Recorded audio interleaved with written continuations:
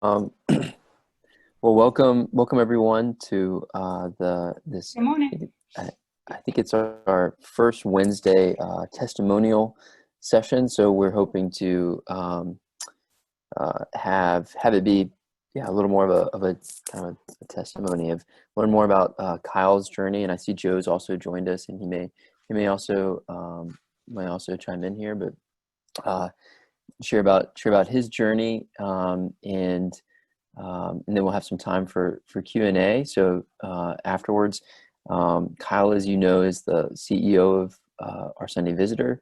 He's been CEO since 2015, but he's been with OSV for over 30 years and started as an industrial engineer with the Noll Printing Company.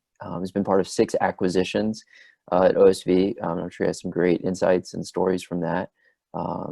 And also has an MBA, so is can contribute his insight into integrating business with the deep spirituality that OSV tries to communicate and lead with.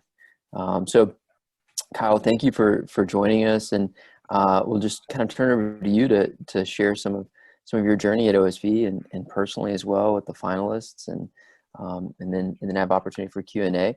And again, as usual, please try and mute during the session so we can have a quiet space for Kyle. And then if you have questions, you can put it in the chat, and we'll curate some questions there for him afterwards. So, Kyle, thank you again for being here and for all you're All right. doing and for leading this initiative.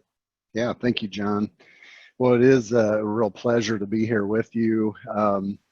It's always a little awkward, kind of getting a sense of which part of my, I guess, journey, career, work history, etc. I know for this group, I would imagine that business growth, and I've never really been on the launch side, solely on the launch side, although we have made some investments in some small startups and added those to the OSV portfolio. So I'll just kind of go back a little bit and just share briefly. I came to our Sunday Visitor. Actually, Noll Printing was a wholly owned subsidiary of our Sunday Visitor back in '86, actually. So I've been with the company for 34 years total. Came from West Lafayette, Indiana. I know this is the Notre Dame dominated call, so I won't apologize for that, but that's where I went for industrial engineering. Studied operations research. Was really fascinated with systems optimization, computer simulation, mathematical modeling, etc. Really came out of Purdue with kind of a manufacturing mindset, and again, leading up to how God works in mysterious ways. I had pretty early on planned to kind of start my own business, own my own business, get rich before you're 20 and all that stuff. Really wasn't as maybe led by the Holy Spirit, as although I have been a Christian for since about age 12. So really have walked with God more closely in recent decades than the earlier ones. But so it's just interesting how God kind of led me to Noll Printing Company. We were a commercial printing business, doing about $50 million a year in revenue. We closed that in 1995. I was asked to stay on. I had a little stint with the church envelope department. Literally was this tiny little department that was kind of tucked in a downtown building in Huntington, Indiana. Out of sight, out of mind. Little did they know it was making most of their margin, most of their profit margin. It was a very, very nice little profitable business. And so in '95, I was asked to help close Noll Printing Company. So we laid off 230 people, basically just closed the business, sold all the equipment, all the paper inventory, etc. and then refocused in beginning in '96 on what at that time was the envelope department. Today we make about 600 million church offering envelopes for about 15 to 18,000 churches.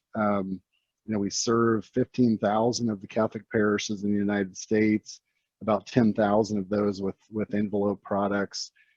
We also had made an acquisition back in 2003, was our first one that tripled the business. So at that time, we progressed from '96 through 2003, actually purchased our largest competitor in bankruptcy and went from 11 to 33 million in revenue with one transaction. So it was a wild year. And then later that year, we bought another company in October against the advice of most of the senior leadership team at the time. They were begging us not to do it, and we felt like we kind of had to either do it or it would the opportunity wouldn't stay. So progressing then through 2003, about 2005, we recognized, and I guess this is 15 years ago, we recognized the need to diversify so that we weren't totally dependent on offering envelopes, which you can imagine is not a growth niche market. It's a good niche market if you're already in it, but definitely shrinking slowly now. And so 2005, we acquired a stake in ParishSoft, parish management software. They were doing $1.2 million to $2 million in revenue when we made the investment in '05. And 10 years later, we sold it to a private equity group at about the 12 to 14 million revenue range. So that was kind of an interesting ride as representing OSV's investment. We ended up owning about 27% of that company, and obviously in 2015 exited that. Acquired through the publishing division, Harcourt Religious Publishers, a division of Houghton Mifflin Harcourt. Actually, Joe has run that business and kind of reorganized that business for us in recent years. We purchased a mobile app platform and a church management content solution called Faith in Action Websites, Radius Web Tools. So, we really, going back to '05, began diversifying to not be overly dependent on just offering envelopes. Today, we serve 8 to 10 million people in total. I already mentioned 15,000 Catholic parishes, almost every diocese in the United States. We've expanded now into fundraising services. So we, in all aspects, we have an online giving platform with about 350,000, somewhere between 350 and 500,000 registered donors. We're flowing about $30 million a month through that. So in total for the church, we facilitate the flow of about $3.5 billion a year. And I think that's probably conservative. As a company, we have 320 employees right now, and we do about 60 million annually in revenue. The OSV Institute also gives about $3 million a year, back to the church. I think we're approaching the 85 or $90 million mark that we've given back over the years since the Institute has been in operation. Of course, you all are benefiting from some new strategy within the Institute, which is really more about investing in, partnering, facilitating, being a network enabler. I think we definitely are interested in being the connector. We don't necessarily have to always own or operate everything. We really would like to help new entrepreneurs and new apostolates, and in some cases parish and diocese and school flourish as well through some new approaches. So the innovation challenge and innovation talks and several other initiatives that Jason Shanks has been leading for us. So that's kind of more the quick business side. I'll pause there and see if there are any questions, and I could talk a little bit more if you'd like about either my leadership philosophy or any. Definitely was thinking before this call about some of the recent fantastic books I've read. I'd be glad to share things like that with you. So any questions so far? How many employees did you say that you had? Was it 20? No, 320 to 330. Yeah. Okay. Yeah, we actually have employees in, I think, about 22 states last time I checked. So yeah, about 320. I only hesitate because it was 330, but I think we have not done a layoff. We've not done any furloughs through the whole COVID situation. So we really are trying to hold the line and keep our talent. Well done. I think that I don't see any questions right now in the chat, but I think that would be interesting, Kyle, especially if you were thinking of already talking about that in terms of your leadership approach, especially in 320 employees, growing, very unique organization that has for-profit and nonprofit elements, that has a foundation arm. I mean, there's a lot of moving parts, and you also integrate the faith into it. And so some of the things maybe you've learned over the years in terms of leadership and growing in this kind of integrated way, some lessons you'd like to share, I think that could be very powerful. Okay. Yeah, so I shared early on my original intent was to get rich quick, get rich young, and own my own business or operate my own business. And little did I know that God definitely has a sense of humor, and he had no idea 34 years ago, where my career would lead me. I would start by saying that I've never been a ladder climber, or I guess I would say it this abruptly, kind of a backstabber, or I've never walked over other people to try to get something new for my career or my my work situation. So always really tried to kind of take a servant leadership attitude. I think I was wired that way as even a kid, and really just trying to help other people be successful, I think is the best advice. Building the best team that you possibly can. We had a customer during these remote work months that we've been in recently. We had a customer, I can't remember which state they're in, parish, that emailed and said that they said that they have never, in 30 plus years of 25 or 30 plus years of working with businesses and being in business, they'd never worked with a company that cared as much as OSV did for their customers.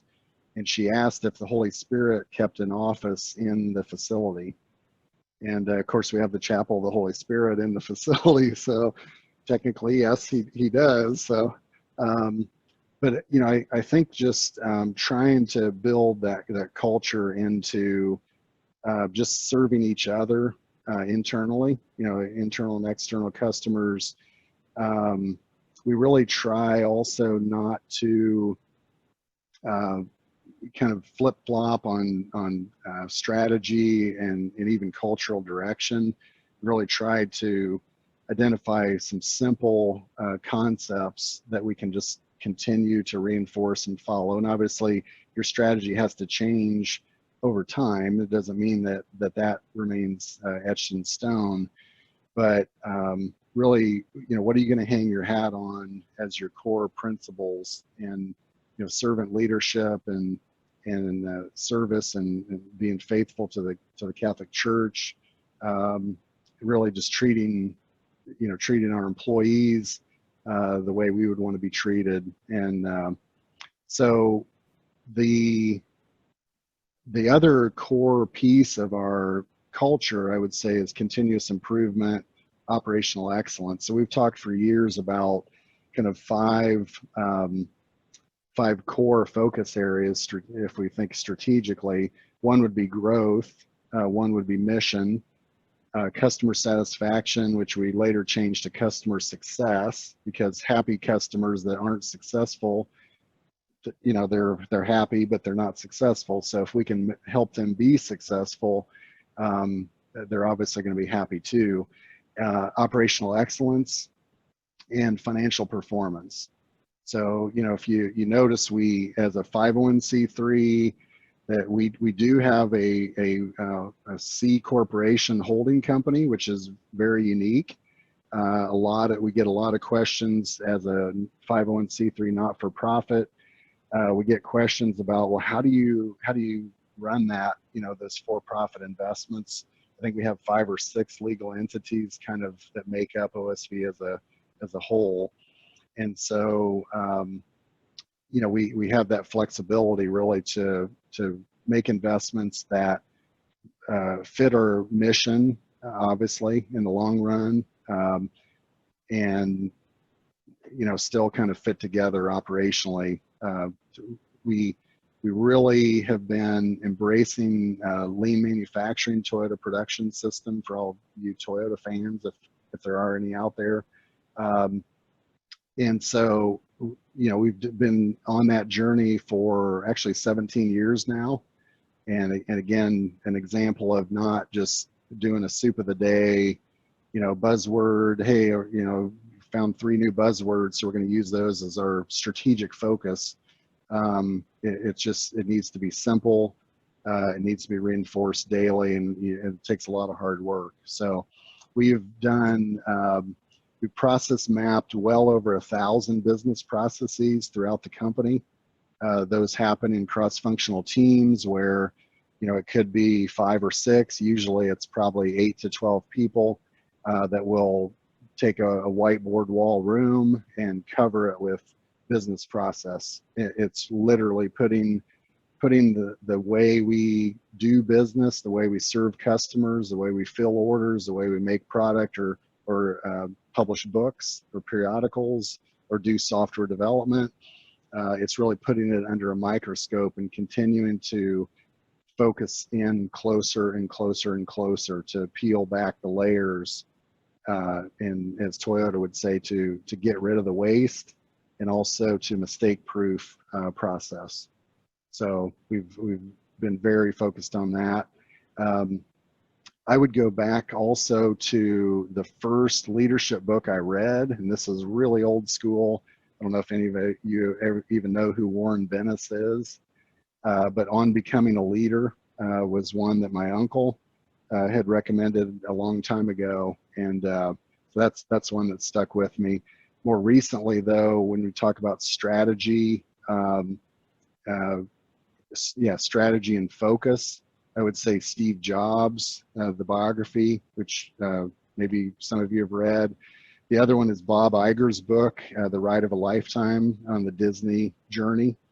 And both of those together, I thought, were fantastic inside looks into how Apple and Disney in different ways just became extremely successful, and obviously joined forces through the Pixar acquisition later.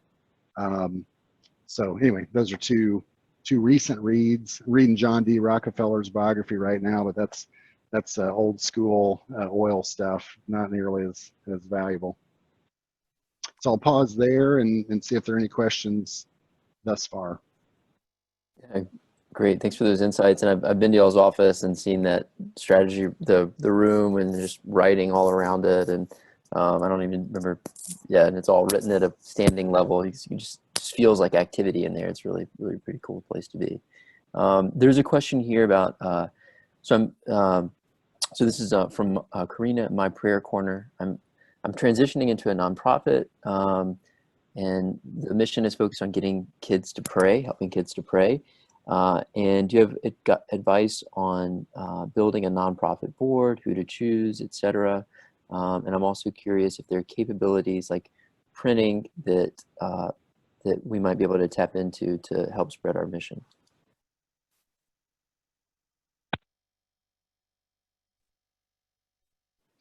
Step one, unmute before you answer. So yeah, the first question on the building the board. I've seen a lot, of course, I've been on a lot of volunteer boards as well.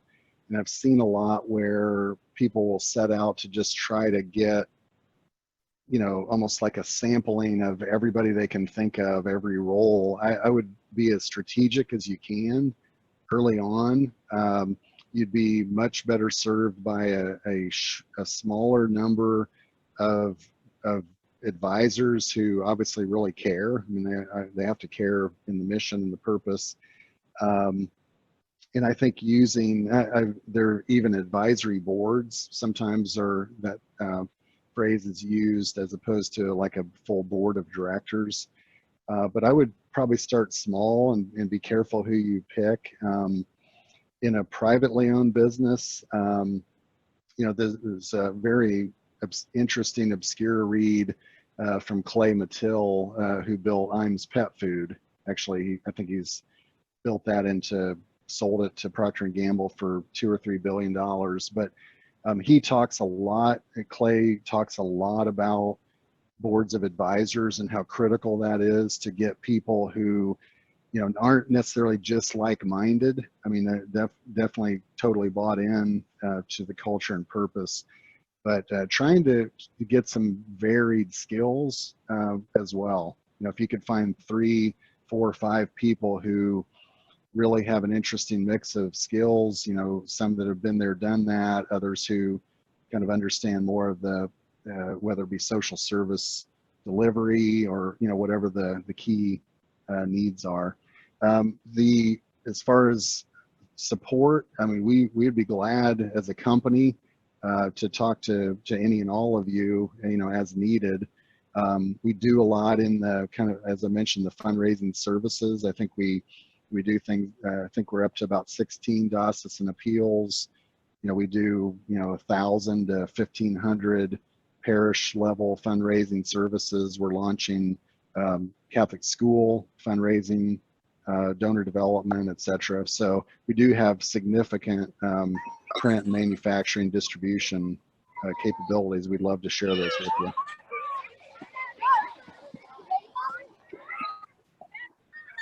Any other questions so far? Great. And just a reminder to, yeah, please mute. Thank you. So another question here, with such a massive remote team, I think, what are your do you have 2 or 3 things you would advise people to avoid in building remote teams, like rookie mistakes or hard-earned lessons?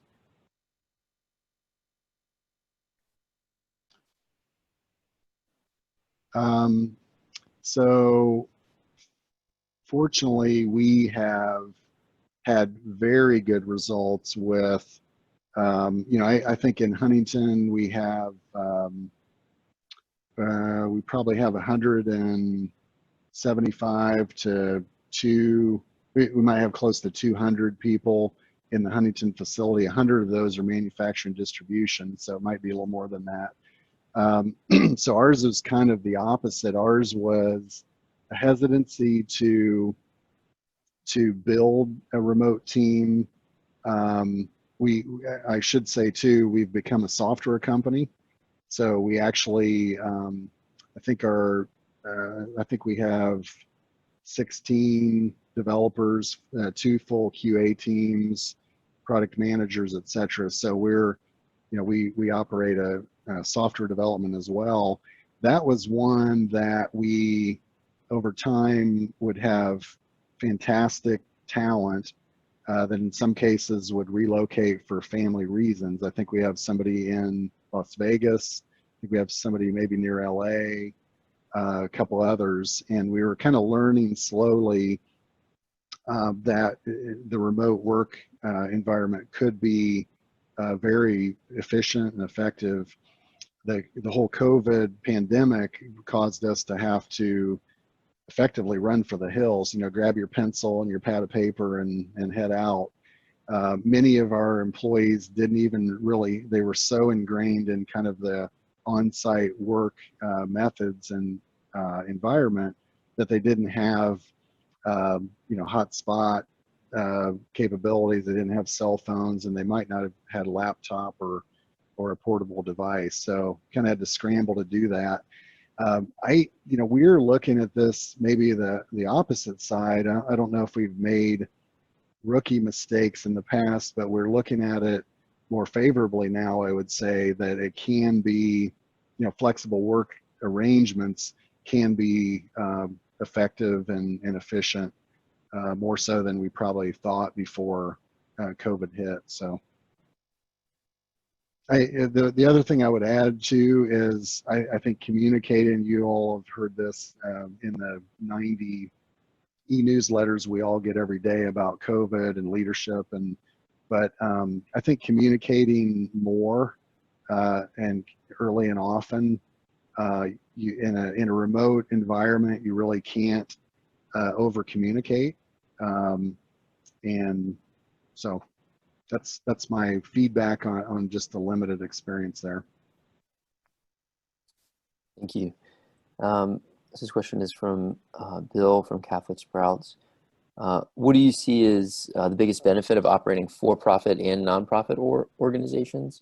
I think he means simultaneously, is my understanding, but correct me if I'm wrong. This structure can add complexity to running the business, so I'm trying to better understand the benefits of it.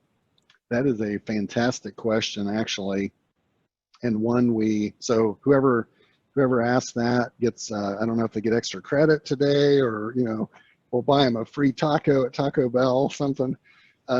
Yeah, so actually that's a very good question, because I have to say, going back to 2000, okay, so let me back all the way up to 1978. I don't know what music was popular then, but we'll go back for OSV purposes. So Noll Printing Company, which is named after Father Noll, our founder, was incorporated as a C corporation in 1978 because it had grown so much, because they were taking empty press time and filling it with commercial print. So we printed for JCPenney's, Ellis Ayres, Scholastic Book Club, a lot of really large direct mail catalog businesses. And so that was our first example. We did that because of competitive pressure and threats from for-profit competitors who were saying that we had an unfair advantage because of the tax benefit for competition. So in other words, we could sell things cheaper because we didn't have to pay federal tax, corporate tax. So that went away. So that ran from 78 to 95 when we closed Noll Printing. Then in 2003, we got the wonderful opportunity to acquire the American Church, which was at that time, that's the acquisition that tripled our business. And so we were back in the C corporation game, if you will. I think, Bill, it really, it almost, and I wouldn't suggest that every 501c3 just go out and create, a C Corp holding company or LLCs or whatever. But to us, it actually opens the door to more possibilities for related business diversification and growth opportunities. In the case of Parasoft, our initial investment back in 2005, our intent was to end up owning that business, and that was I think that was an LLC at the time, might have been a C Corp.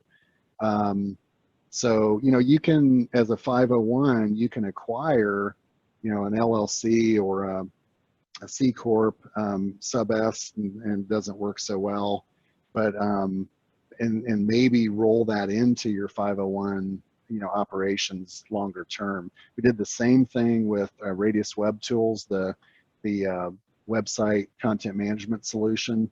We acquired that probably more than 10 years ago. and that was privately owned by kind of an entrepreneur, and now it's just part of OSV's repertoire. So I think we host 750, 800 parish websites, some of those diocesan sites and schools, because of that investment.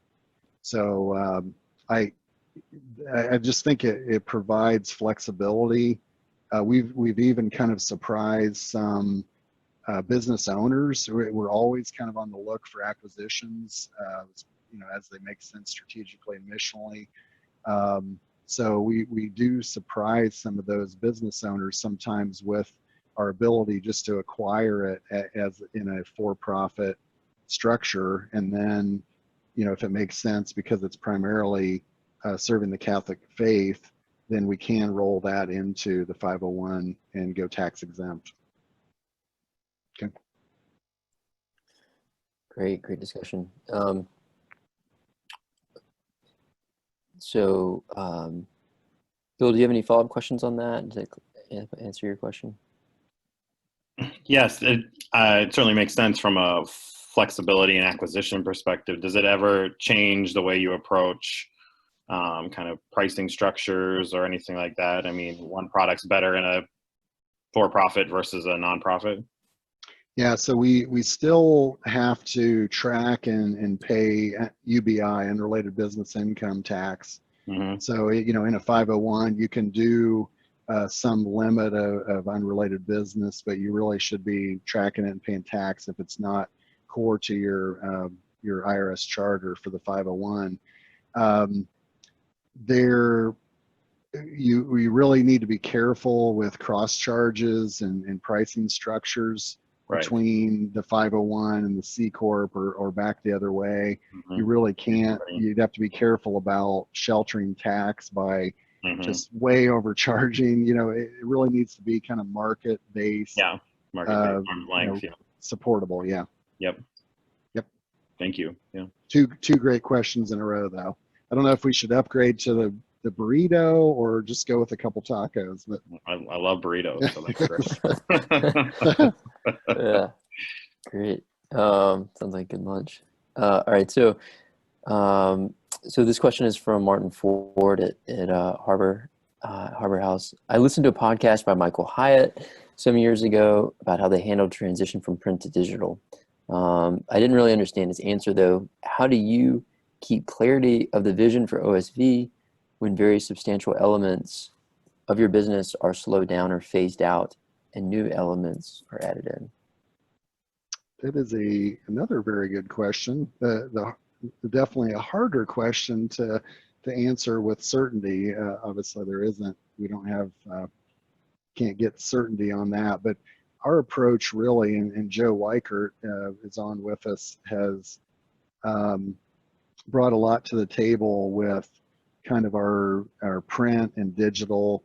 To give an example of on the what we call parish solutions now, that's envelopes, online giving, fundraising websites, etc. We really have invested very heavily in the last 3 or 4 years in software solutions. So going back to the PariSoft investment, going back to the content management platform, going back to the mobile app acquisition we did, mobile app platform acquisition. We're really looking at diversifying. We've always talked in offertory, to use a little bit of a dated term, but in the offertory side of the business, we've always talked about allowing parishioners to give what they want, when they want, where they want. And that's really the print digital issue as well. Goes without saying that mobile just dominates everybody's life. As we look at our phones about 75 times a day now. So, we really are, as I said, we're always looking for acquisitions. We're always looking to modify our current products and services to better fit in the digital world, to coexist where they make sense, and to, in some cases, we know we'll have to cannibalize our own our own business.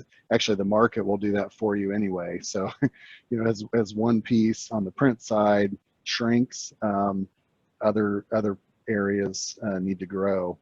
And yeah, so we're investing probably something in the neighborhood of $2 to $3 million a year just in software development right now, because we know that integrated solutions for, again, parish, diocese, and schools and individuals farther down the road really are where the power is going to come in to provide parishes, especially because that's our primary customer group, with the ability to run their ministries, stay financially healthy, live out their mission.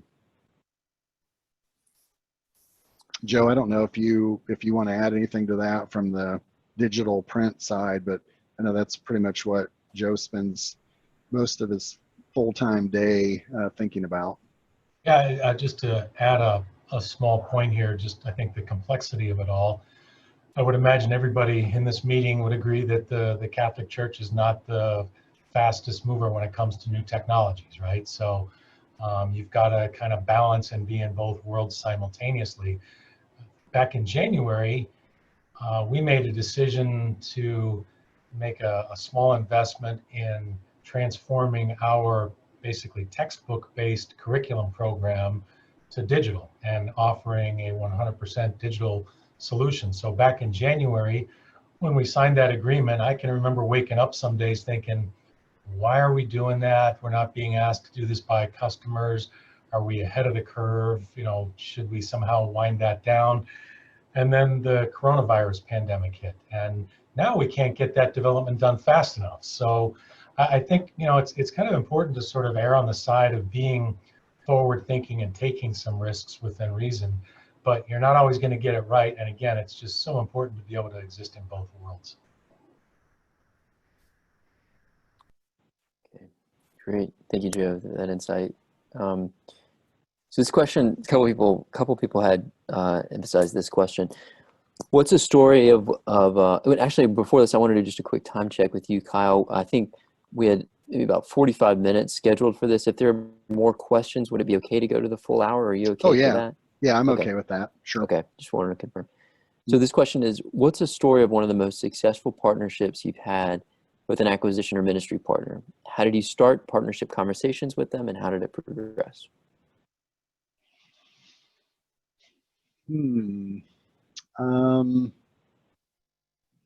Let's see. I would say the most successful financially have really been, and probably missionally as well, have really been on the kind of the traditional side of the business with church offering envelopes. I mentioned earlier, I mean, I think we grew that side of the business by something like 7x over a period of time, primarily through acquisition growth. That obviously then led to a much larger customer group that we could then sell online giving, digital solutions, website services, etc. So it kind of opened the door to a much larger group of customers. I think the Parasoft investment, while ended with a very happy ending financially speaking 10 years later, was one that was far more difficult just because of priorities were not the same for them, us as a minority investor or with a minority stake. It was very frustrating, but I can say that through good and bad experiences, we learned a lot that then led to our ability to basically start up our own software business. So that's kind of a reverse answer, but I think the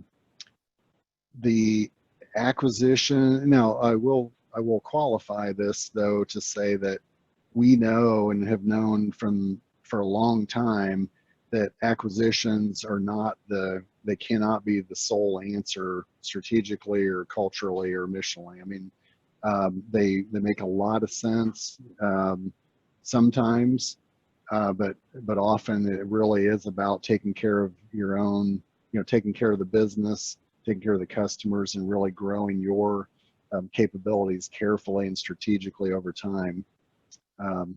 So I don't know if was that helpful.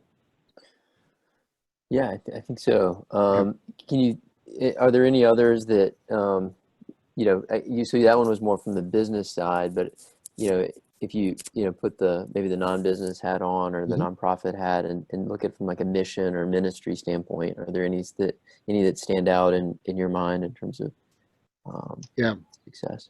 Very good question. So I think Harcourt Religious Publishers, that acquisition happened probably close to 10 years ago now, 8, 9, 10 years ago. That was a curriculum Basil series, Sacrament Prep series that we acquired. Also had quite a bit of cultural struggle and some financial pain and suffering. But I think from a mission fit and a service to the church, that probably was right on target with what this question is looking for.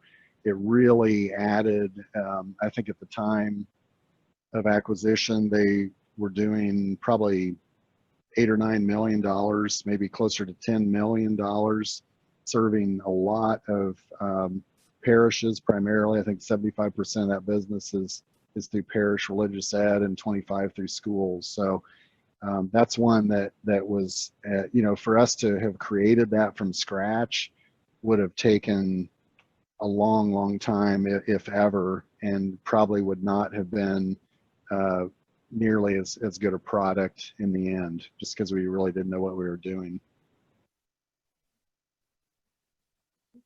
Thank you. So this question from Paul from Pastoral Parish. It's a software solution for parishes, this product that Paul is developing. Do you have any recommendations on working directly with parishes to introduce collaborative tools like what we're doing at Pastoral Parish for priests and their teams?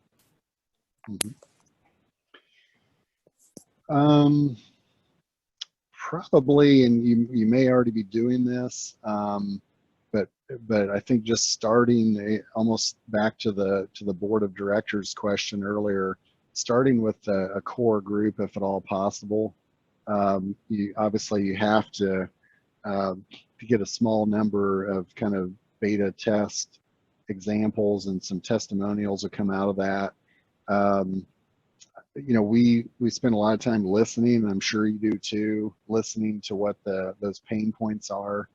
I think we even heard this through some of our interactions with Notre Dame Innovation Center, but dating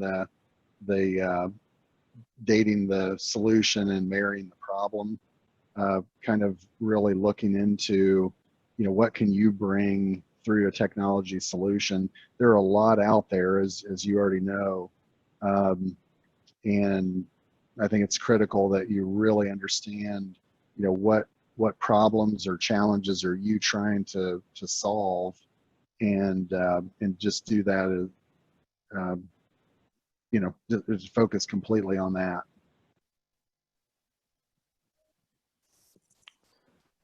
Okay, great. I would add to the answer. I mean, we would be willing to help where and when we can, with things like that. So we do a lot of webinars. We do, conferences. So, if there'd be a fit there, we'd be glad to try to help if we can. Kyle, would you mind just describing that a little bit more in terms of how you've helped in these really early stages of the relationship with those webinars and conferences? What does that look like? Well, depending on that's why I said what the fit is. I mean, if it's something that fits with our, technology solutions, as an example, possibly working out a few kind of introductions on kind of almost a beta level. We have pretty strong relationships with a lot of diocesan staff, so CFOs, DDREs, obviously lots of DREs throughout parishes, a lot of business managers in parishes.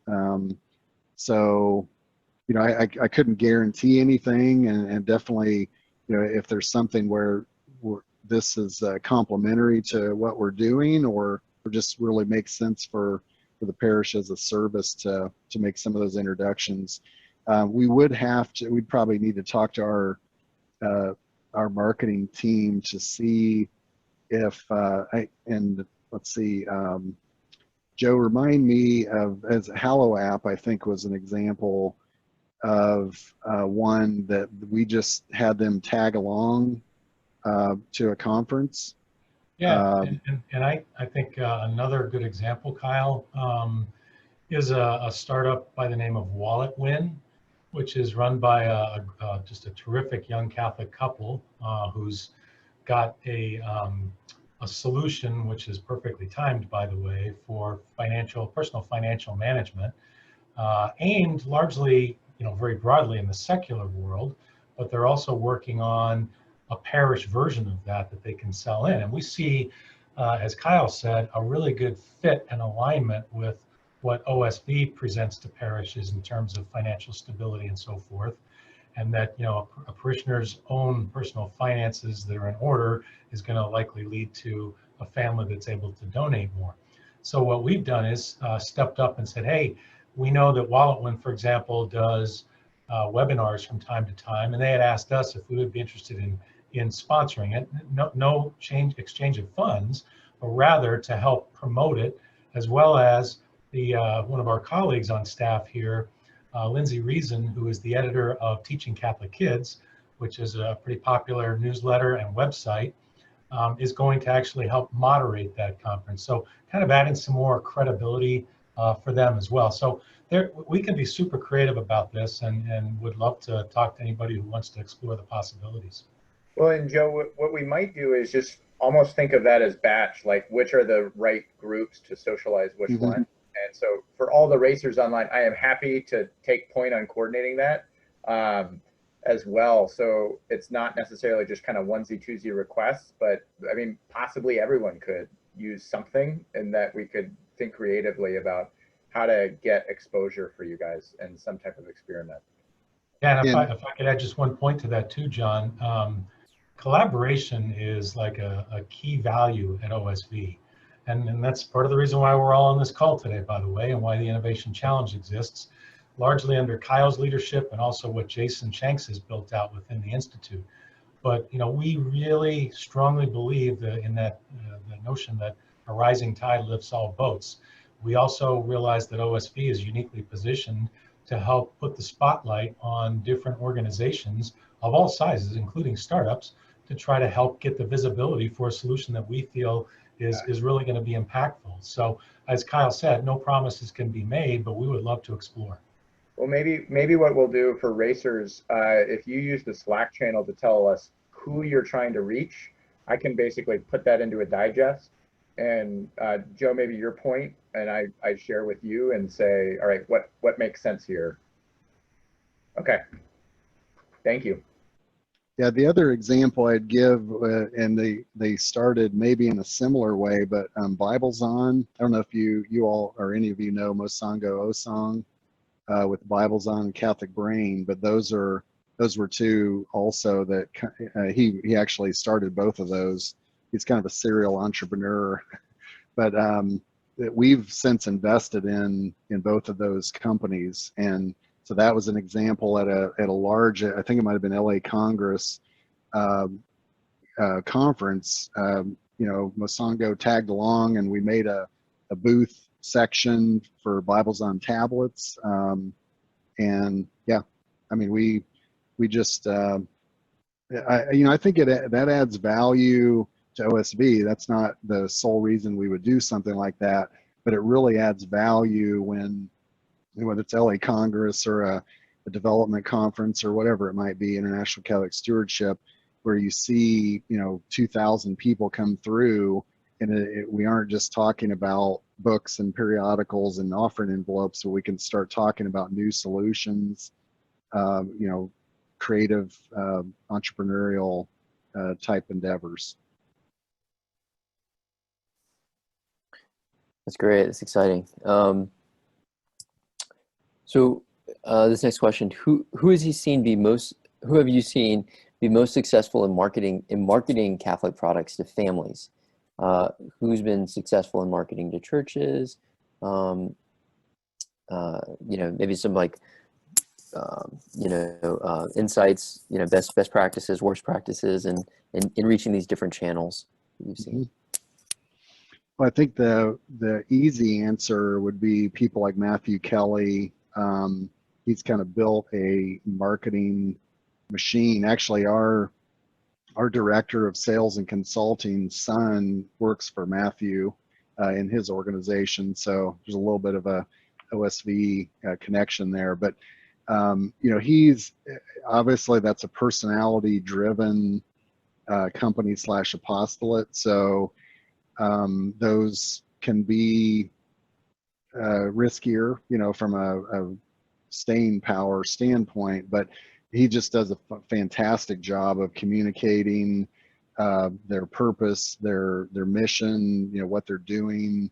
I can't remember exactly what the monthly kind of donation gets you, and what kind of quantity he has. I think he's got tens of thousands of people, you know, that basically are walking with him as he serves the church as well. So that would be a good example. You know, we have seen Ascension Press as a pretty good example, I think, of meeting a need with small group studies and doing it creatively.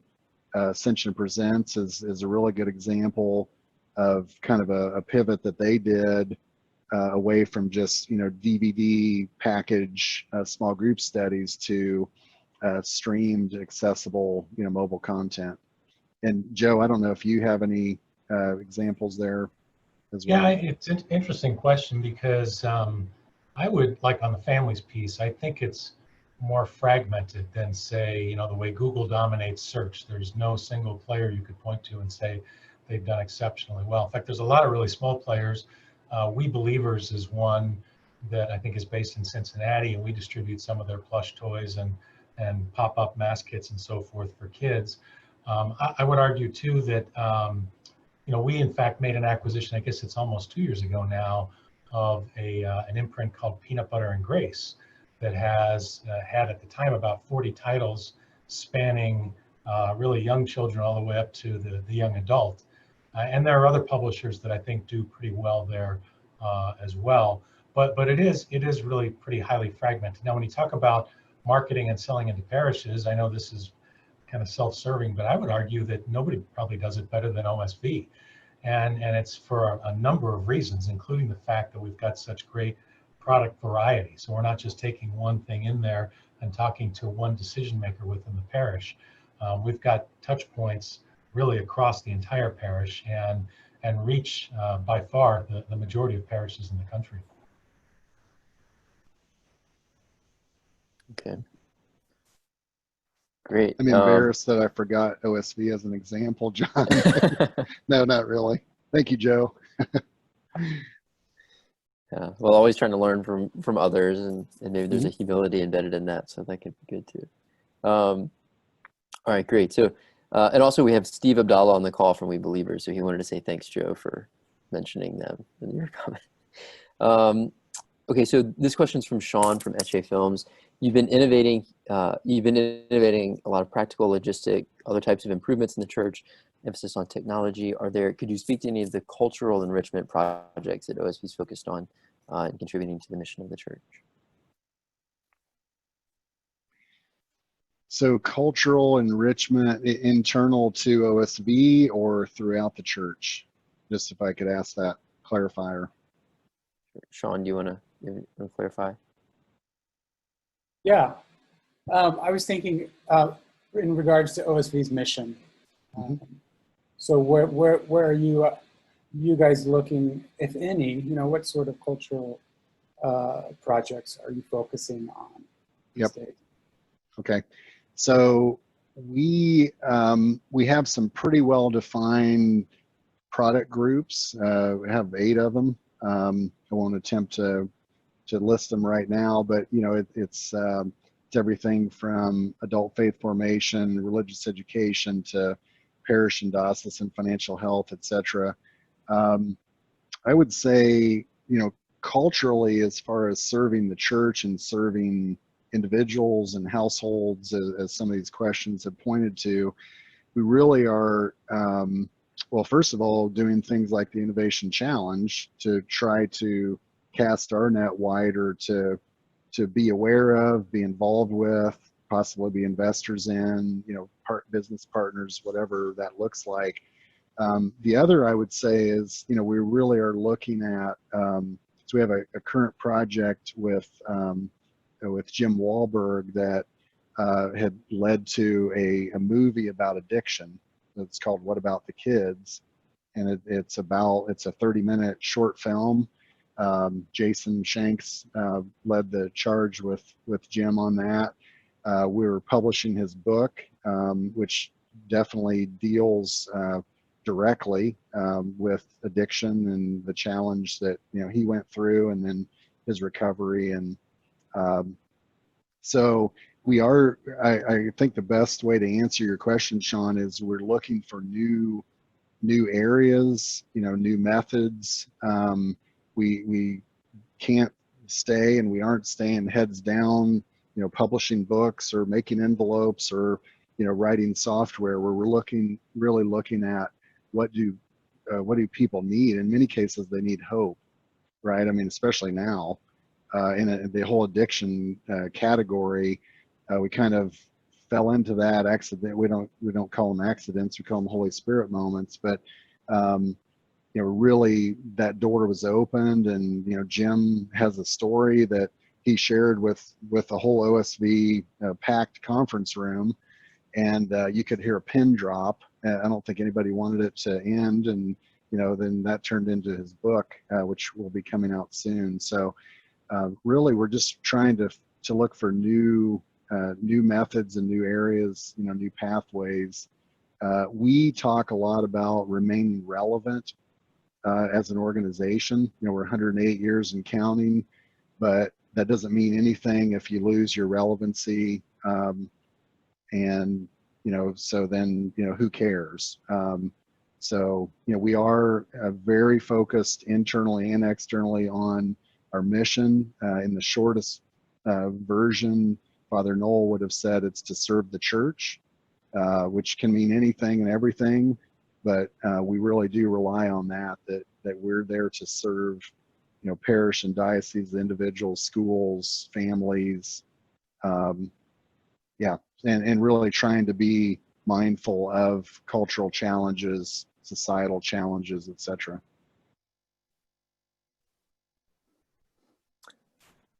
Great, thanks for that. Thanks for that question, Sean. We might have time for just one quick last question. We want to try and end on time, but there's a question about being in a. So OSVs makes a lot of investments and acquisitions. How does one think about, you know, not only fulfilling their business mission, but also, you know, being an attractive investment opportunity for OSV as a potential partner? How would you have advice for people on this call or elsewhere about how to think about that? Mm-hmm. So in other words, for you know, what do we see as attractive investment opportunities, OSV to the company? I clarify that. Yeah, Eric. Yeah, and we'll just spend. I want to try and wrap up time, but maybe a couple of minutes on this. But yeah, Eric, if you want to just clarify. Hi, Kyle. I'm the one who asked it. Thanks for your time. Sure. By that question, I mean only that when an organization or an entity invests in an organization, those factors it uses to consider the organization can be used by the founders of that organization as a general proxy to see their current standing of their organization. For instance, like if an organization like OSV, one of the main factors they use to qualify potential investments is like their annual revenues or something like that, then we might, as founders, use that metric and know that's something important that we should focus on. Mhm. So basically, by getting an idea of sort of your investment criteria, we will get an idea of what basic metrics a strong Catholic organization should possess or should strive to achieve. And Okay. so it might get us a better idea of how to make ourselves stronger or what areas to focus on. Yeah, I think so. We don't have specific like revenue targets. I mean, we've made a couple acquisitions in the 17, $18 million range, and we've made a few in the $250,000 range. I think scalability is really important.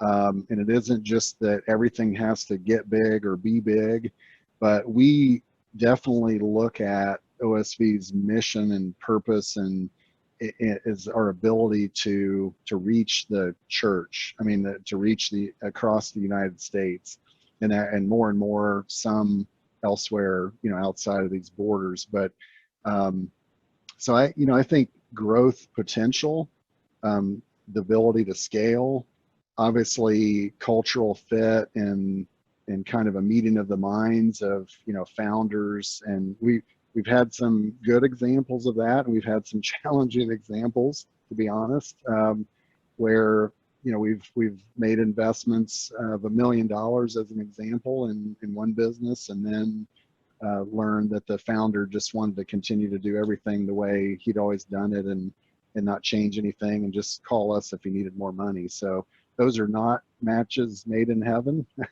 But so yeah, I think the ability to, even Wallet Win, as the example Joe brought up, I think we're thinking and talking with the founders and with internally among ourselves about how do you do, you're doing 30 of these a year now, how do we do 3,000 of these a year, in the future? And obviously software oftentimes comes in that conversation. Great. So yeah, and really just the quality and the service factor, the operational and or strategic fit. We very much we think of what all we do as kind of a big puzzle and the different pieces, and some of those really make sense, like financial health, at the household level, because that's what we're doing for parish and diocese and schools. Great. Good question. Yeah. Thank you, Eric, and thank you, Kyle. And so we're a little bit past time, but want to wrap it up. But if people have further questions for you, Kyle or Joe, is there a way that we could follow up with you on that, or what you could recommend doing that? Yeah, definitely. So we, Joe. So I'm khamilton@osv.com. Email, and Joe, I think you might already have his contact information. Jason, I think Michelle was on. Yeah, we'd be glad to, as Joe said earlier, if there's anything we can do to help you, make an acquaintance or a connection, or maybe get to a conference that you really feel is key to your business. If you're at LA Congress, for example, if it fit with what you're trying to do, or whatever segment you're working in, we'd be glad to try to help you make those connections. Great. And on top of that, talk about OSV's capabilities, and is there something from a business support standpoint we could do to help you out? Well, thank you so much, Kyle, for your time, for your insights, and also Joe as well for being here and sharing so much. And honestly, with the group, really grateful and look forward to continuing the conversation. And most of all, grateful for this opportunity to be part of this challenge with you. So thank you. Well, thank you. Thanks for having me, and God bless you all and everything you're trying to accomplish. I'll add one quick comment. So Kyle, also thanks for offering to figure out the reach. And Joe, I put something on the Slack channel. So if you guys want reach, go in there, fill out the form that I made. I'll help pilot that or quarterback that with you guys. And Bill, we got a Taco Bell gift card coming your way for the good question. Apparently DoorDash and Uber Eats couldn't get to you. And so we'll just do an e-gift card. So thank you guys. Joe and Kyle, thank you also for continued engagement on this when we have more questions coming down the pipe.